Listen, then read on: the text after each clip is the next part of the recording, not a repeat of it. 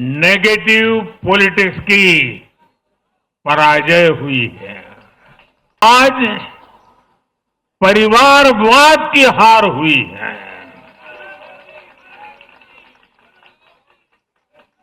आज महाराष्ट्र ने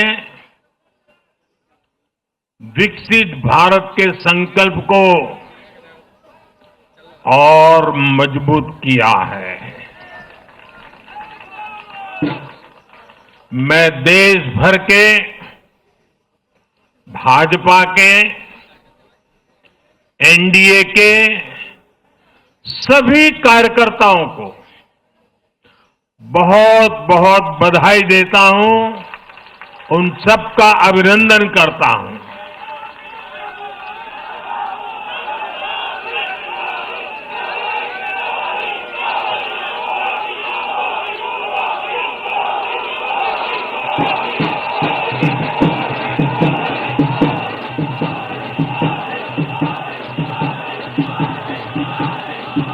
मैं श्री एकनाथ शिंदे जी, मेरे परम मित्र देवेंद्र फडणवीस जी, भाई अजीत पवार जी, उन सब की भी भूरी भूरी प्रशंसा करता हूं। साथियों, आज देश के अनेक राज्यों में उपचुनावों के भी नतीजे आए हैं। नड्डा जी ने विस्तार से बताया है, इसलिए मैं विस्तार में नहीं जा रहा हूं। लोकसभा की भी हमारी एक सीट और बढ़ गई है।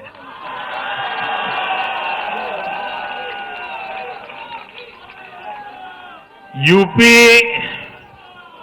उत्तराखंड और राजस्थान ने भाजपा को जमकर समर्थन दिया है। असम के लोगों ने भाजपा पर फिर एक बार भरोसा जताया है। मध्य प्रदेश में भी हमें सफलता मिली है। बिहार में भी एनडीए का समर्थन बढ़ा है। ये दिखाता है कि देश अब सिर्फ और सिर्फ विकास चाहता है। मैं महाराष्ट्र के मतदाताओं का, हमारे युवाओं का, विशेषकर माताओं बहनों का, हमारे किसान भाई बहनों का, देश की जनता का आदरपूर्वक नमन करता हूं। साथियों, मैं झारखंड की जनता को भी नमन करता हूं। झारखंड के तेज विकास के लिए हम अब और ज्यादा मेहनत से काम करेंगे और इसमें भाजपा का एक एक कार्यकर्ता अपना हर प्रयास करेगा। साथियों, छत्रपती शिवाजी महाराजांच्या महाराष्ट्र ने आज दाखवून दिले, तुष्टीकरणाचा सामना कसा करायचा।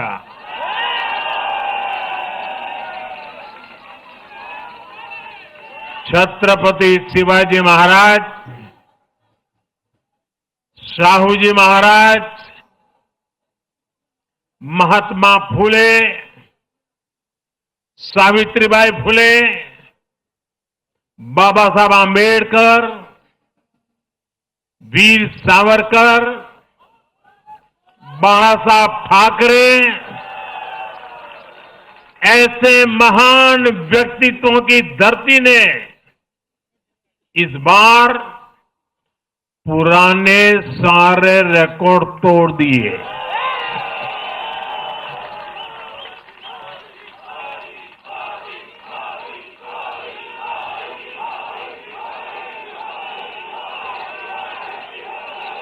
और साथियों, बीते 50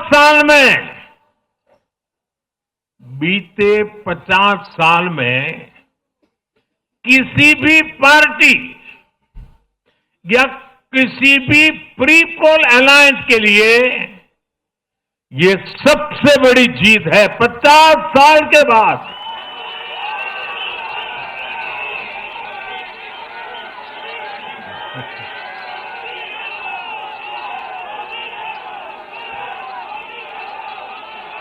और एक महत्वपूर्ण बात मैं बताता हूं, ये लगातार तीसरी बार है जब भाजपा के नेतृत्व में किसी गठबंधन को लगातार महाराष्ट्र ने आशीर्वाद दिए हैं, विजयी बनाया है। और ये लगातार तीसरी बार है जब भाजपा महाराष्ट्र में सबसे बड़ी पार्टी बनकर उभरी है।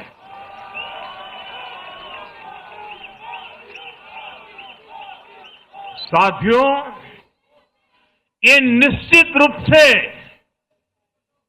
ऐतिहासिक है। ये भाजपा के गवर्नेंस मॉडल पर मुहर है।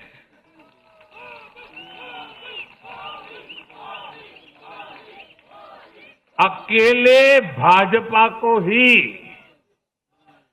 कांग्रेस और उसके सभी सहयोगियों से कहीं अधिक सीटें महाराष्ट्र के लोगों ने दी है।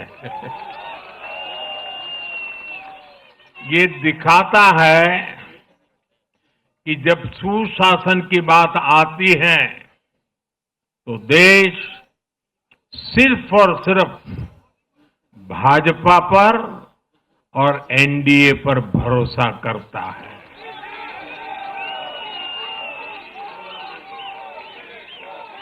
साथियों, एक और बात है जो आपको और खुश कर देगी। महाराष्ट्र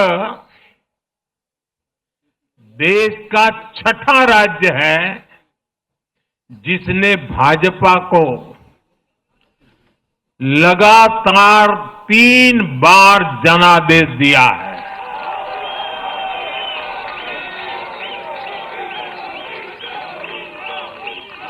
इससे पहले गोवा, गुजरात, छत्तीसगढ़, हरियाणा और मध्य प्रदेश में हम लगातार 3 बार जीत चुके हैं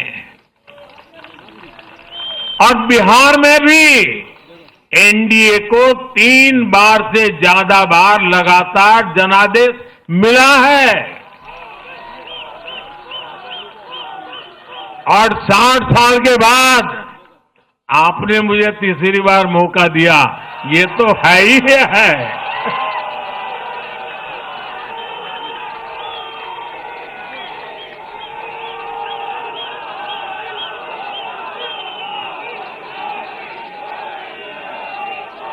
ये जनता का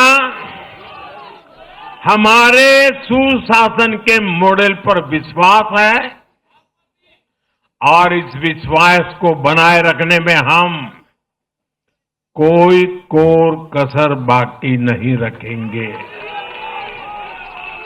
साथियों, मैं आज महाराष्ट्र की जनता जनार्दन का विशेष अभिनंदन करना चाहता हूं। लगातार तीसरी बार स्थिरता को चुनना ये महाराष्ट्र के लोगों की सूझबूझ को दिखाता है। हाँ, बीच में जैसा अभी नड्डा जी ने विस्तार से कहा था, कुछ लोगों ने धोखा करके अस्थिरता पैदा करने की कोशिश की, लेकिन महाराष्ट्र ने उनको नकार दिया है और उस पाप की सजा मौका मिलते ही दे दी है।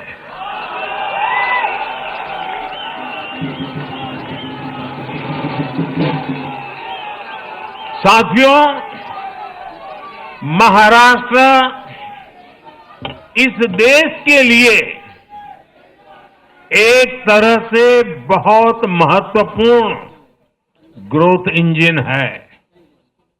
इसलिए महाराष्ट्र के लोगों ने जो जनादेश दिया है, वो विकसित भारत के लिए बहुत बड़ा आधार बनेगा। वो विकसित भारत के संकल्प की सिद्धि का आधार बनेगा। साथियों, हरियाणा के बाद महाराष्ट्र के चुनाव का भी सबसे बड़ा संदेश है एकजुटता। एक है तो एक है तो एक है तो ये आज देश का महामंत्र बन चुका है। कांग्रेस और उसके इकोसिस्टम, उन्होंने सोचा था कि संविधान के नाम पर झूठ बोलकर, आरक्षण के नाम पर झूठ बोलकर एससी, एसटी, ओबीसी को छोटे छोटे समूह में बांट देंगे। वो सोचते थे सब बिखर जाएंगे। कांग्रेस और उसके साथियों की साजिश को महाराष्ट्र ने सिरे से खारिज कर दिया है। महाराष्ट्र ने डंके की चोट पर कहा है, एक है तो एक है तो एक है तो सेब है के भाव ने जाति, धर्म, भाषा और क्षेत्र के नाम पर लड़ाने वालों को सबक सिखाया है, सजा की है।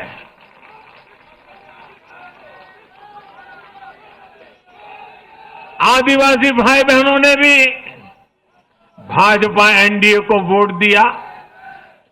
ओबीसी भाई बहनों ने भी भाजपा एनडीए को वोट दिया। मेरे दलित भाई बहनों ने भी भाजपा एनडीए को वोट दिया। समाज के हर वर्ग ने भाजपा एनडीए को वोट दिया। ये कांग्रेस और इंडी गठबंधन के उस पूरे इकोसिस्टम की सोच पर करारा प्रहार है, जो समाज को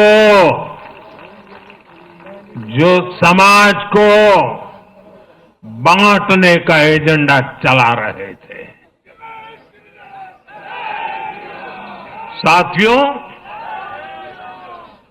महाराष्ट्र ने एनडीए को इसलिए भी प्रचंड जनादेश दिया है क्योंकि हम विकास और विरासत दोनों को साथ लेकर चलते हैं। महाराष्ट्र की धरती पर इतनी विभूतियां जन्मी है। बीजेपी और मेरे लिए छत्रपति शिवाजी महाराज आराध्य पुरुष है।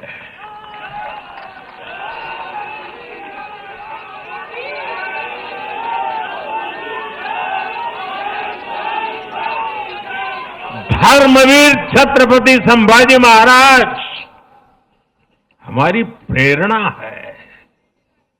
हमने हमेशा बाबा साहब आम्बेडकर, महात्मा फूले, सावित्रीबाई फूले, इनके सामाजिक न्याय के विचार को माना है। यही हमारे आचार में है, यही हमारे व्यवहार में है। साथियों, लोगों ने मराठी भाषा के प्रति भी हमारा प्रेम देखा है। कांग्रेस को वर्षों तक मराठी भाषा की सेवा का मौका मिला, लेकिन इन लोगों ने इसके लिए कुछ नहीं किया। हमारी सरकार ने मराठी को क्लासिकल लैंग्वेज का दर्जा दिया। मातृभाषा का सम्मान, संस्कृतियों का सम्मान और इतिहास का सम्मान हमारे संस्कार में है, हमारे स्वभाव में है।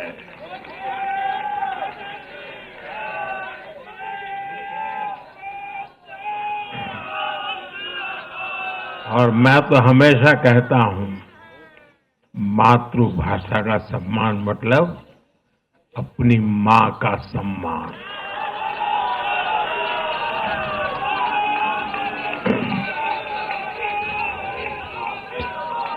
और इसलिए मैंने विकसित भारत के निर्माण के लिए लाल किले की प्राचीर से पंच प्राणों की बात की।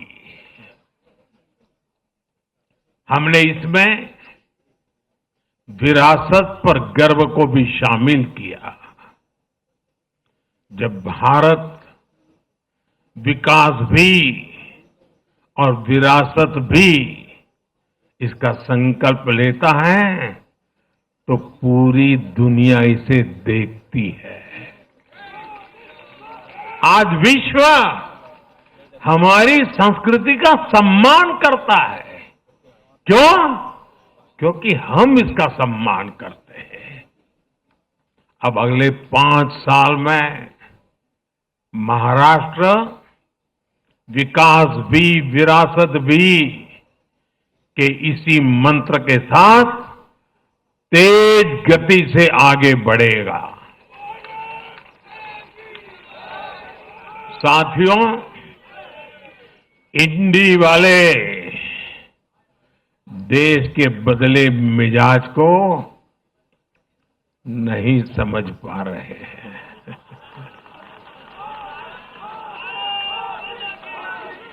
ये लोग सच्चाई को स्वीकार करना ही नहीं चाहते। ये लोग आज भी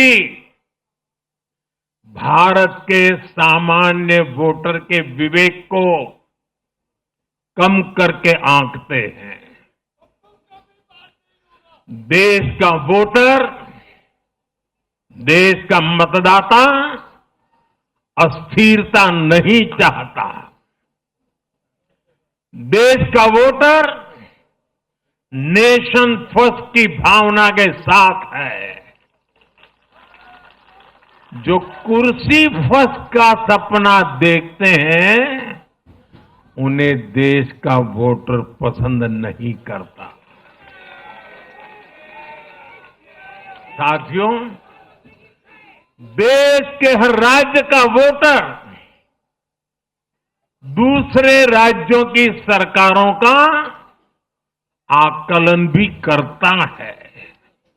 वो देखता है कि जो एक राज्य में बड़े बड़े प्रॉमिस करते हैं उनकी परफॉर्मेंस दूसरे राज्य में कैसी है। महाराष्ट्र की जनता ने भी देखा कि कर्नाटका, तेलंगाना और हिमाचल में कांग्रेस सरकारें कैसे जनता से विश्वासघात कर रही है। ये आपको पंजाब में भी देखने को मिलेगा।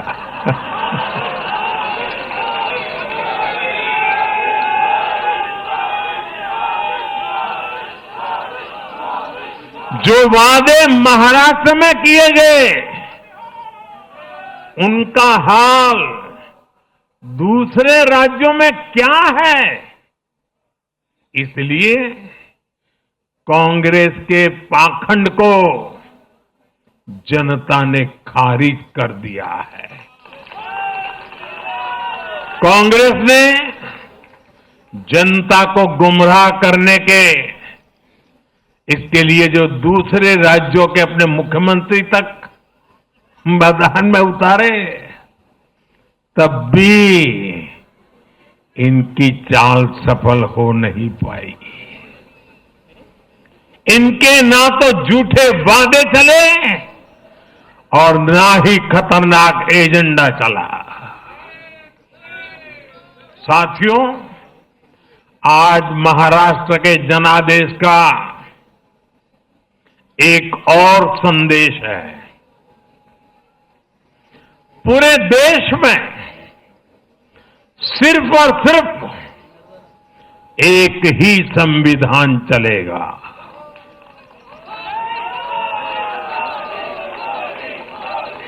वो संविधान है बाबा साहब आम्बेडकर का संविधान, भारत का संविधान।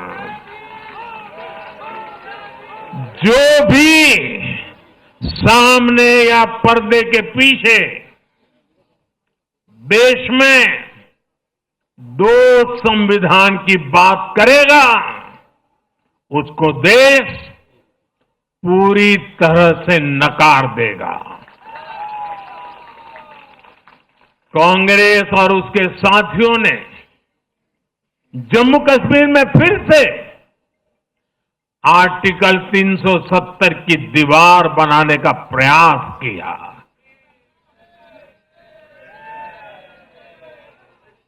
वो संविधान का भी अपमान है। महाराष्ट्र ने उनको साफ साफ बता दिया, ये नहीं चलेगा। अब दुनिया की कोई भी ताकत, और मैं कांग्रेस वालों को कहता हूं, कान खोल के सुन लो,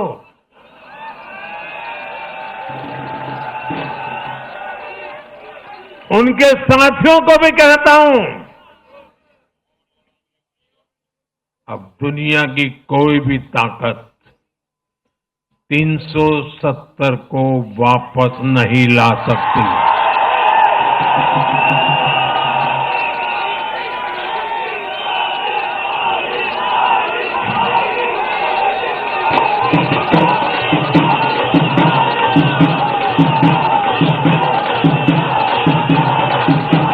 साथियों, महाराष्ट्र के इस चुनाव ने इंडी वालों का या गाड़ी वालों का दो मुहा चेहरा भी देश के सामने खोल करके रख दिया है।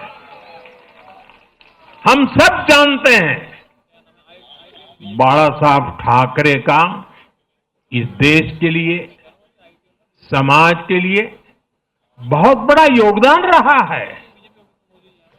कांग्रेस ने सत्ता के लालच में उनकी पार्टी के एक धड़े को साथ में तो ले लिया, तस्वीरें भी निकाल दी, लेकिन कांग्रेस का कोई नेता बाला साहब ठाकरे की नीतियों की कभी भी प्रशंसा नहीं कर सकती।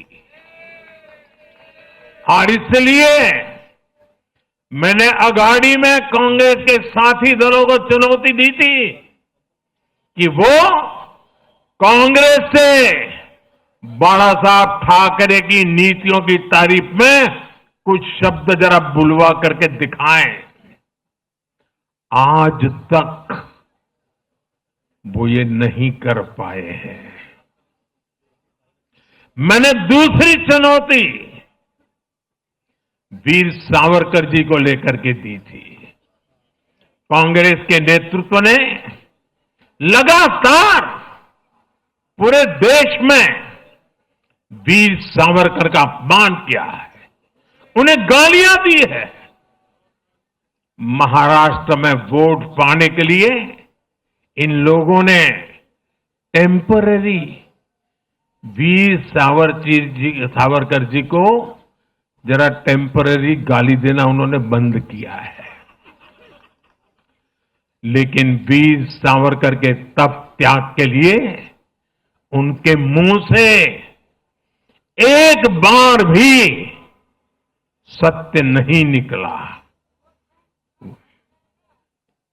और यही इनका दो मुहापन है। ये दिखाता है कि उनकी बातों में कोई दम नहीं है। उनका मकसद सिर्फ और सिर्फ वीर सावरकर को बदनाम करना है। साथियों, भारत की राजनीति में अब कांग्रेस पार्टी परजीवी बनकर रह गई है।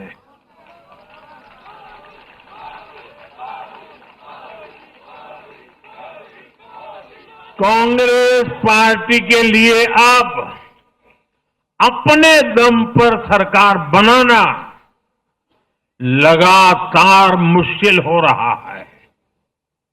हाल ही के चुनावों में जैसे आंध्र प्रदेश, अरुणाचल प्रदेश, सिक्किम, हरियाणा और आज महाराष्ट्र में उनका सुपड़ा साफ हो गया।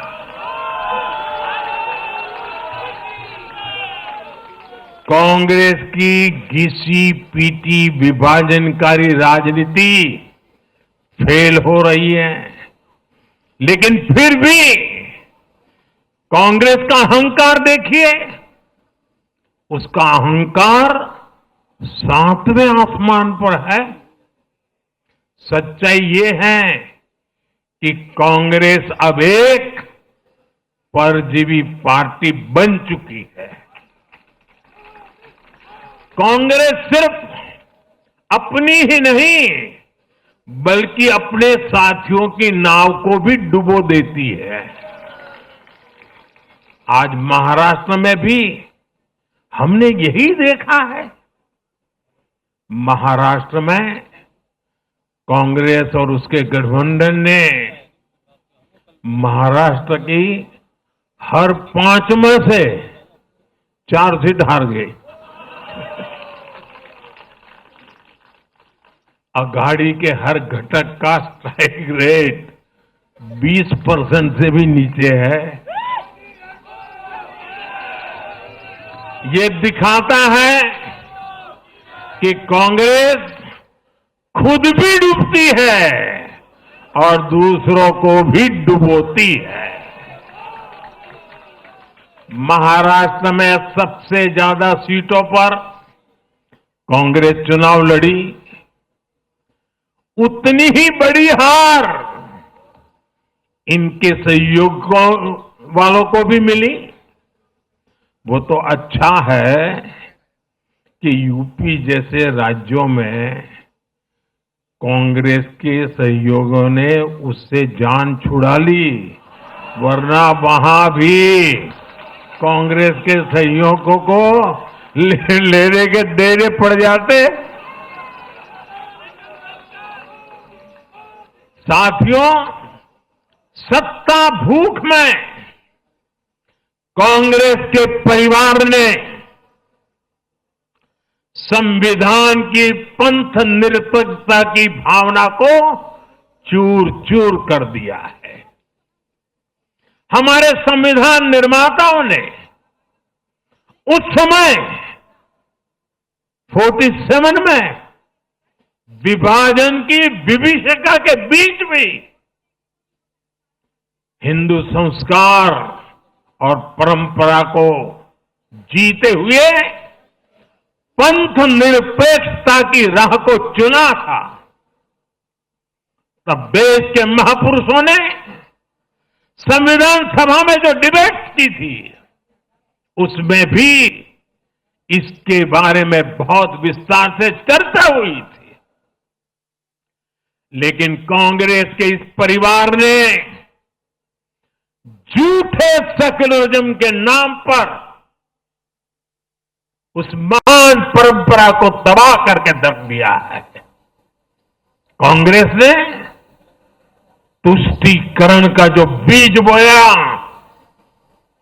वो संविधान निर्माताओं के साथ बहुत बड़ा विश्वासघात है। और ये विश्वासघात मैं बहुत जिम्मेवारी के साथ बोल रहा हूं। संविधान के साथ इस परिवार का विश्वासघात है। दशकों तक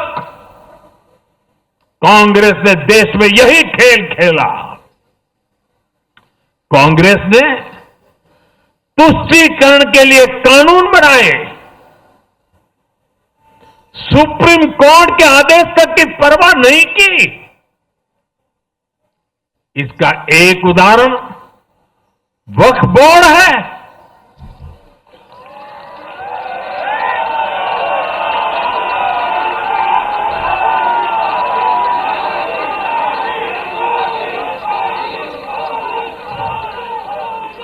दिल्ली के लोग तो चौंक जाएंगे।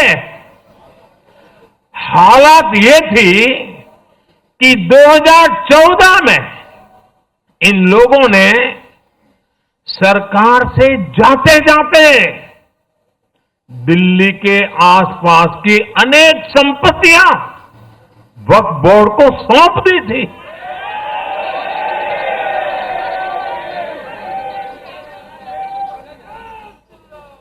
बाबा साहब आंबेडकर जी ने जो संविधान हमें दिया है ना, जिस संविधान की रक्षा के लिए हम प्रतिबद्ध है, संविधान में वक्फ कानून का कोई स्थान ही नहीं है।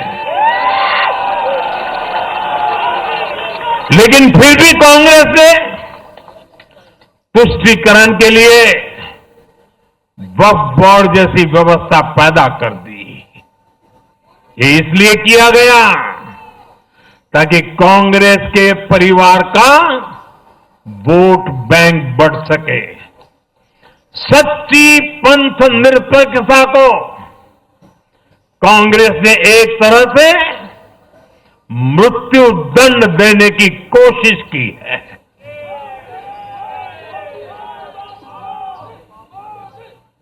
साथियों, कांग्रेस के शाही परिवार की सत्ता भूख इतनी विकृति हो गई है कि उन्होंने सामाजिक न्याय की भावना को भी चूर चूर कर दिया है। एक समय था जब कांग्रेस के नेता इंदिरा जी समेत खूब जात पात के खिलाफ बोलते थे, पब्लिकली लोगों को समझाते थे, एडवर्टाइजमेंट छापते थे। लेकिन आज यही कांग्रेस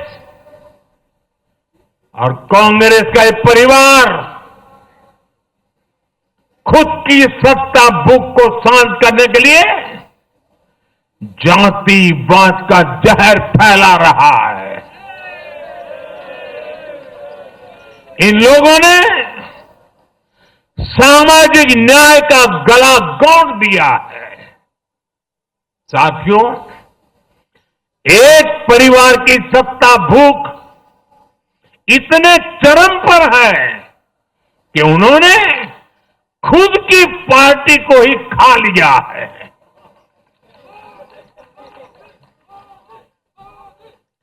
देश के अलग अलग भागों में कई पुराने जमाने के कांग्रेस कार्यकर्ता हैं,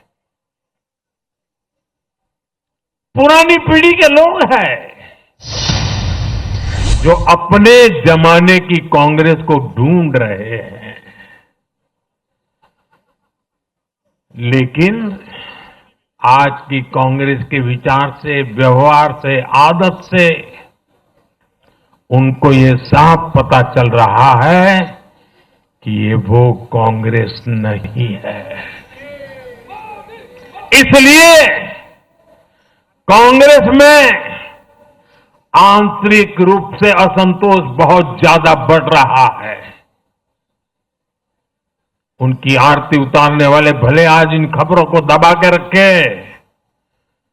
लेकिन भीतर आग बहुत बड़ी है। असंतोष की ज्वाला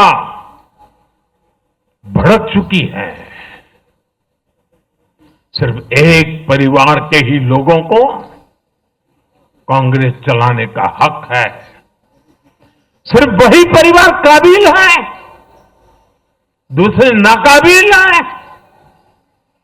परिवार की इस सोच ने,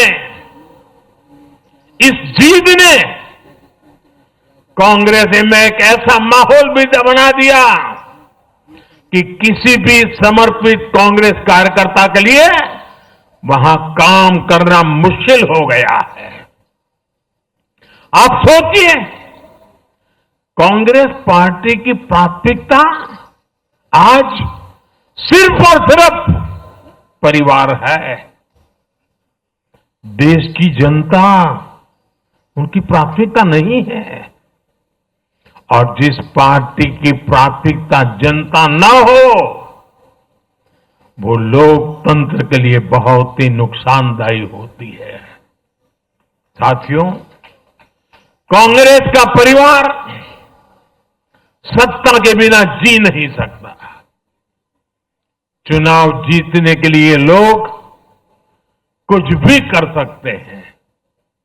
दक्षिण में जाकर उत्तर को गाली देना, उत्तर में जाकर के दक्षिण को गाली देना, और विदेश में जाकर देश को गाली देना।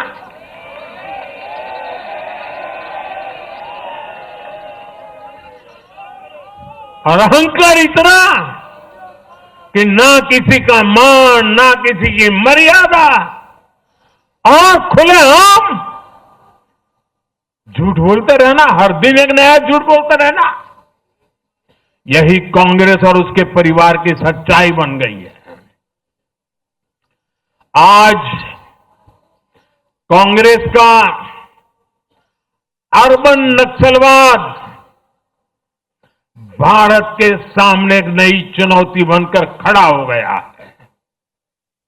इन अर्बन नक्सलियों का रिमोट कंट्रोल देश के बाहर है, और इसलिए सभी को इस अर्बन नक्सलवाद से बहुत सावधान रहना है। आज देश के युवाओं को,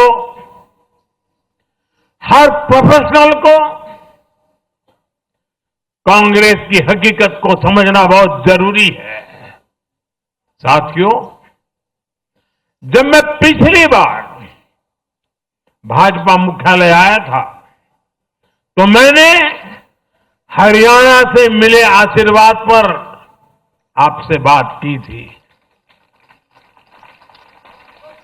तब हमें गुरुग्राम जैसे शहरी क्षेत्र के लोगों ने भी अपना आशीर्वाद दिया था। अब आज मुंबई ने, पुणे ने, नागपुर ने, महाराष्ट्र के ऐसे सभी बड़े शहरों ने अपनी स्पष्ट राय रखी है।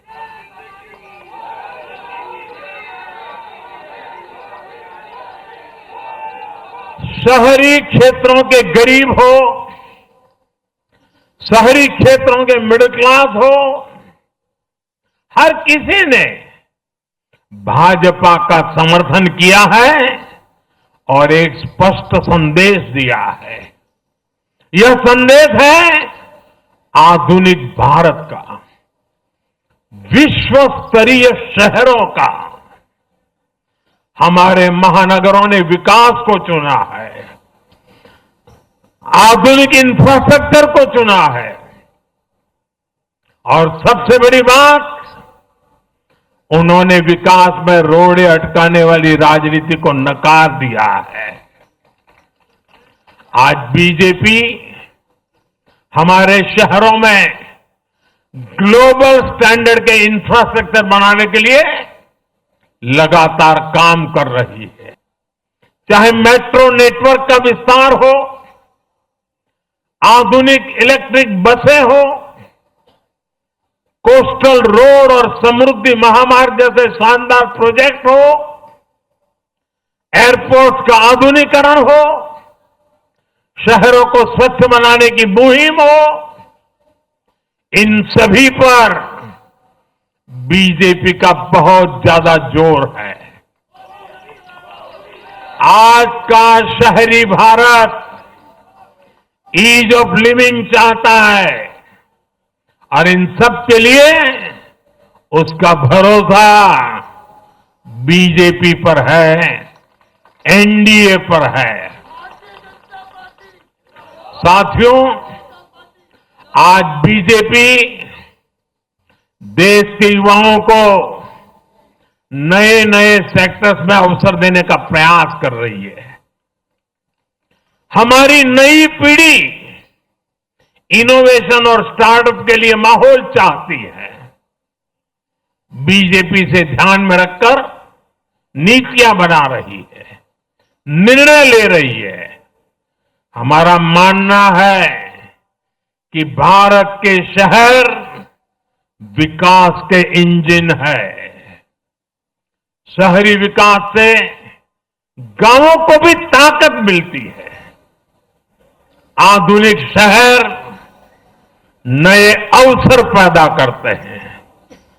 हमारा लक्ष्य है कि हमारे शहर दुनिया के सर्वश्रेष्ठ शहरों की श्रेणी में आए और बीजेपी एनडीए सरकारें इसी लक्ष्य के साथ काम कर रही है।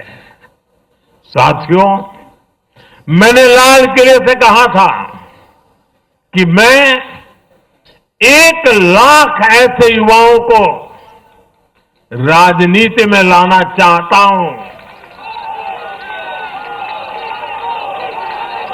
जिनके परिवार का राजनीति से कोई संबंध नहीं। आज एनडीए के अनेक ऐसे उम्मीदवारों को मतदाताओं ने समर्थन दिया है। मैं इसे बहुत शुभ संकेत मानता हूं। साथियों, अरे चुनाव आएंगे जाएंगे, लोकतंत्र में जय पराजय भी चलती रहेगी, लेकिन भाजपा का एनडीए का ध्येय सिर्फ चुनाव जीतने तक सीमित नहीं है। हमारा ध्येय सिर्फ सरकार बनाने तक सीमित नहीं है। हम देश बनाने के लिए निकले हैं। हम विकसित भारत बनाने के लिए निकले हैं। भारत का हर नागरिक, एनडीए का हर कार्यकर्ता, भाजपा का हर कार्यकर्ता दिन रात इसमें जुटा है। हमारी जीत का उत्साह हमारे इस संकल्प को और मजबूत करता है। हमारे जो प्रतिनिधि चुनकर आए हैं वो इसी संकल्प के लिए प्रतिबद्ध है। हमें देश के हर परिवार का जीवन आसान बनाना है। हमें सेवक बनकर, और ये मेरे जीवन का मंत्र है, हमें सेवक बनकर देश के हर नागरिक की सेवा करनी है।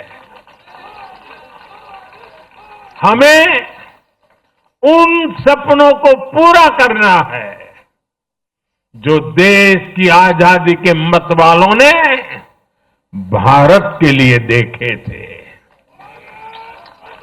हमें मिलकर विकसित भारत का सपना साकार करना है। सिर्फ 10 साल में हमने भारत को दुनिया की 10वीं सबसे बड़ी इकोनॉमी से दुनिया की 5वीं सबसे बड़ी इकोनॉमी बना दिया।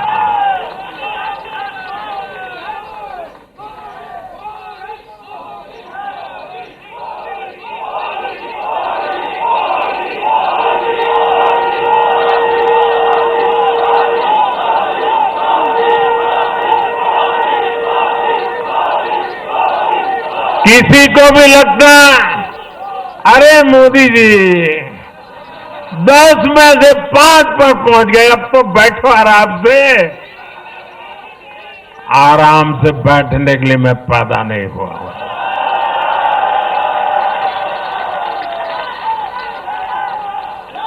वो दिन दूर नहीं जब भारत दुनिया की तीसरी सबसे बड़ी अर्थव्यवस्था बन के रहेगा।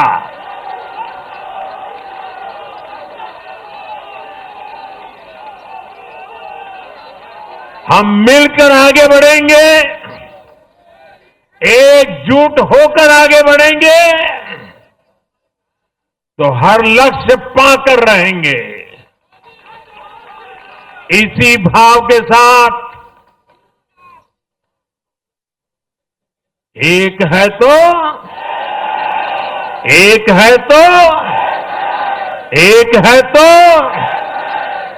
मैं एक बार फिर आप सभी को बहुत बहुत बधाई देता हूं, देशवासियों को बधाई देता हूं, महाराष्ट्र के लोगों को विशेष बधाई देता हूं। मेरे साथ बोलिए भारत माता की, भारत माता की, भारत माता की, भारत माता की, भारत माता की।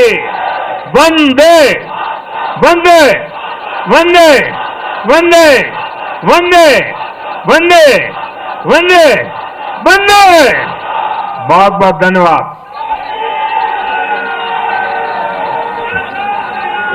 बहुत बहुत धन्यवाद आदरणीय देश के प्रधानमंत्री आदरणीय नरेंद्र मोदी जी का। सब ताली बजा के अभिनंदन करेंगे, ताली बजा के अभिनंदन करेंगे।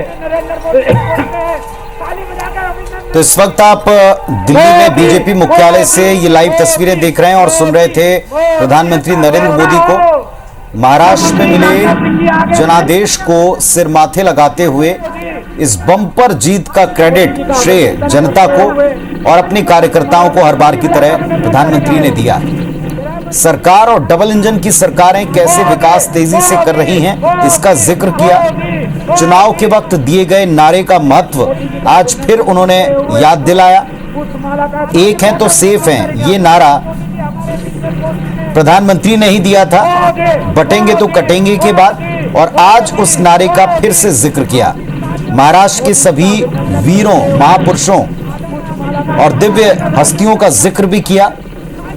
तो आज प्रधानमंत्री के भाषण में वो सब कुछ सुनाई पड़ा, संबोधन में वो सब कुछ सुनाई पड़ा जिसकी उम्मीद हम करते हैं या जो हम पिछले कई चुनाव दर चुनाव चीजें देखते समझते आए। एनडीए के सभी कार्यकर्ताओं को बधाई दी क्योंकि ये महायुति की जीत है, क्योंकि ये पूरी तरीके से गठबंधन की जीत है और इस गठबंधन की जीत में सभी साझेदारों को, साथियों को साथ लेकर चलना बेहद जरूरी है। तो महायुति के इस प्रचंड बहुमत के बाद प्रधानमंत्री ने जो अपना मुख्यालय पहुंचकर भाषण दिया है, उनका पहले तो जोरदार अभिनंदन हुआ गजमाला के साथ में, और ये जो आप देख रहे हैं चारों तरफ से मोदी मोदी के लगते नारों के साथ में।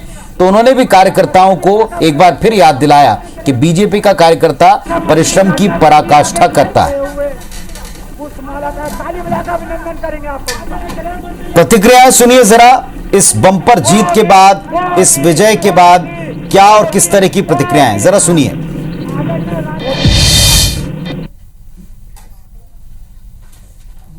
आज महाराष्ट्र में विकासवाद की जीत हुई है। महाराष्ट्र में सुशासन की जीत हुई है। आज महाराष्ट्र में झूठ, छल बुरी तरह हारा है। सबसे बड़ा संदेश है एकजुटता।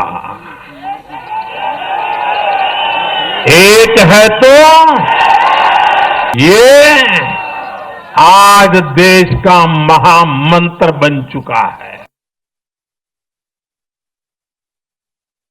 कांग्रेस खुद भी डूबती है और दूसरों को भी डुबोती है। महाराष्ट्र में सबसे ज्यादा सीटों पर कांग्रेस चुनाव लड़ी, उतनी ही बड़ी हार इनके सहयोग वालों को भी मिली। अपने